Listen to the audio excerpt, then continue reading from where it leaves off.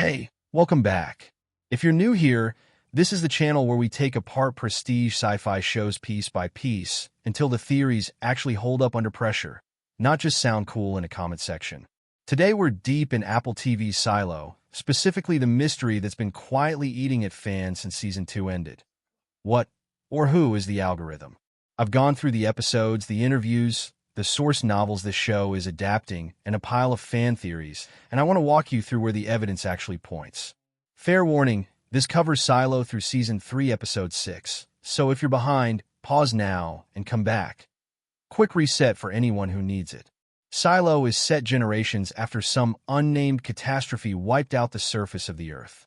What's left of humanity lives in a massive underground structure, over 100 floors deep, and nobody down there really knows why they're there, or what's actually outside. Questioning that setup gets you sent outside to clean the sensors, which is a polite way of saying it's a death sentence.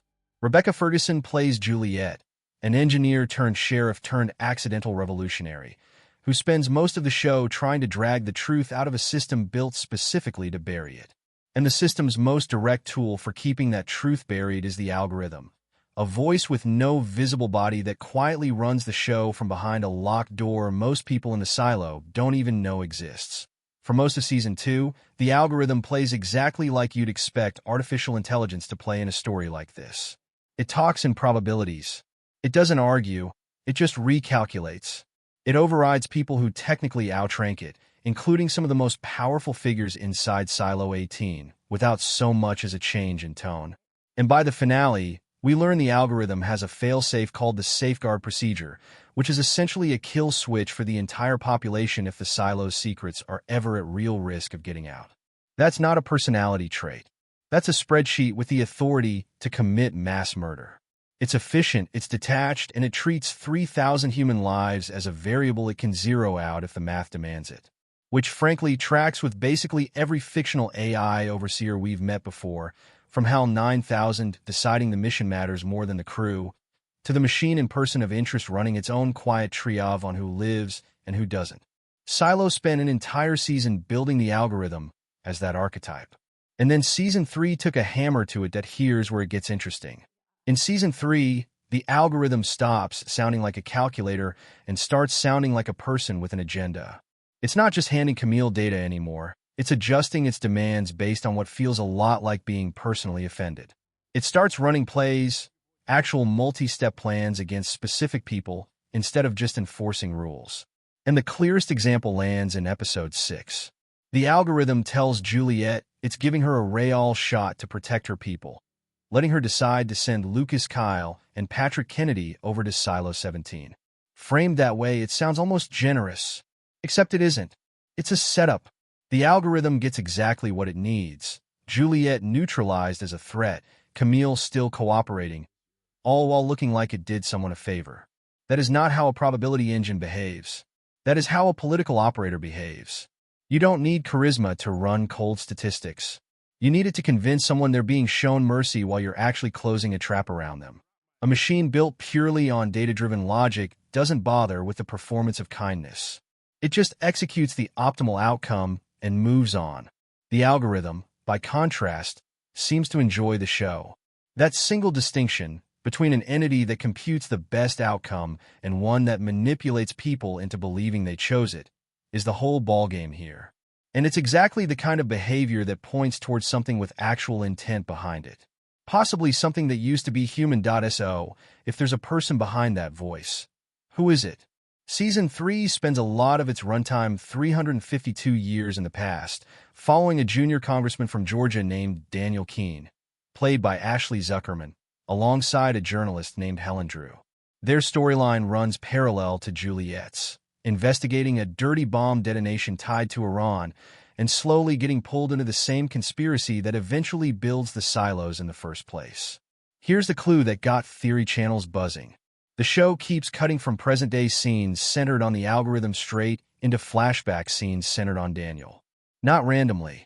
Match cuts, meaning the editing lines up a moment in the present with a visually or thematically matching moment in the past, almost daring you to connect them. It's a technique directors use specifically to plant an idea in your head without saying it out loud. and Silo uses it here on purpose. Earlier in the season, Daniel has a conversation with Senator Thurman, who brings up Daniel's background with the Army Corps of Engineers, specifically praising a drilling technique he developed that could dig underground without disturbing the surface. That's not throwaway dialogue. That's a resume for exactly the kind of person you'd need to build an underground civilization meant to survive centuries. Episode 6 pays that off. Thurman formally welcomes Daniel and Helen into the conspiracy with one line. He asks Daniel how he'd like to help save the world.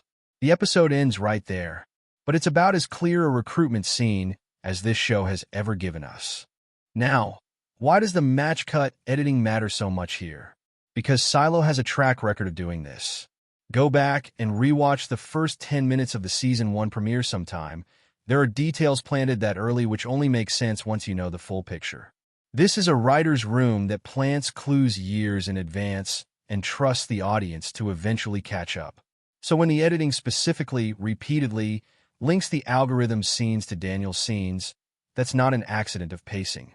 That's a crumb trail. Combine that with his political connections, his military engineering background, and the fact that he's introduced literally at the moment the Silo conspiracy is being assembled. And you've got someone with the exact skill set the algorithm would need if it started as a human design system rather than a self-taught one. Here's something worth knowing if you only watch the show and haven't read the books. Silo is adapted from Hugh Howey's trilogy, which starts with Wool, and Season 3 is pulling from the second book, called Shift. That matters because Shift in the novels doesn't actually feature Juliet at all. It's a different story entirely, set mostly in the past, explaining how the silos came to exist. Showrunner Graham Yost has talked about having to tell Howey directly that the show couldn't just copy the book structure, because Rebecca Ferguson's performance as Juliet was too central to the series to sideline her for an entire season. So Season 3 is essentially running two different stories at once, weaving Juliet's present-day plot with an adaptation of a book that was never about her to begin with. Yost has also described the Before Time storyline as a political thriller on purpose, name-checking films like 3 Days of the Condor and The Parallax View, that specific strain of paranoid 70s cinema where ordinary institutions turn out to be running a hidden agenda underneath the official one. That's a deliberate tonal choice, and it tells you something. The show isn't framing Daniel's arc as a tragedy that just happens to him. It's framing it as a slow recruitment into a conspiracy, the exact genre where an idealistic person ends up compromised by the very system he thought he was helping build. If that's the lens Yost is using, Daniel becoming the voice running an authoritarian surveillance state isn't a twist. It's the genre doing exactly what it's designed to do. Okay, but here's the problem nobody can ignore. The present-day storyline takes place roughly 300 years after Daniel's storyline. Congressmen from the 21st century do not casually live to be several centuries old. So if Daniel really is the voice, how is he still talking to anyone? And there are basically 3 theories going around. 1. His voice was recorded, preserved, and effectively cloned into whatever system now runs the algorithm, meaning the personality talking to Camille isn't Daniel himself, but a recreation trained on how he thought and spoke. That's not far off from the idea in Black Mirror's White Christmas episode, where a person's consciousness gets copied into a system that keeps operating long after the original person is gone.